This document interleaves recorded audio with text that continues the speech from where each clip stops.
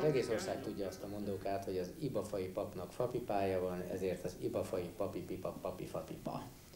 Tisztelendő úr, van fapipája? Valóban, van is fapipám, tessék megnézni itt az szekrényt, a középen egy hosszú szárú pipa van, faragott pipa, amelyik az eredeti ibafai papifapipa. Hogyan keletkezett ez a pipa? Hát kérem szépen, azt hiszem, ennek érdekes a története. Először tudnék, lehetett ez a mondóka, hogy amit tetszett elmondani, hogy az ibafai papnak fapipája van, tehát az ibafai papi pipa, papi fapipa. Tehát ez volt. Na most ez volt azt hiszem a legelső. A következő volt egy operett, amelyik kérem szépen megjelent, és amelyikben egy ilyen nóta született, akik náma is ismerős. Sőt, hallottam egy csoporttól, akik Amerikából jöttek, Amerikában egy lemez forog az ibafai papnak fapipája van, szép lemez, amelyiken lemezről hallottam amerikai éneket.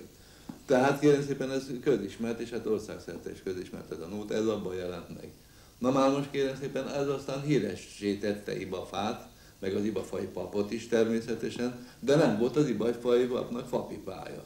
Most kérem szépen, hát a környékbeli községeknek a vezetői, tanítói, a gazdatisztek, ilyen-olyan községvezetők, ezek kérem szépen összefogtak, és 1934-ben akkor itt volt Schlachter, Sarlós, Ferenc plébános, és annak faragtattak egy pesti faszobrásszal egy ilyen papi-fapipát, ez az kérem szépen, amelyeket itt látunk ebben a tárlóban.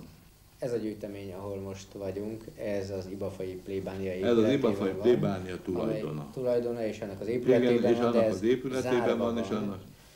Hát kérem szépen, valóban, hát ugye az épület természetesen zárva van.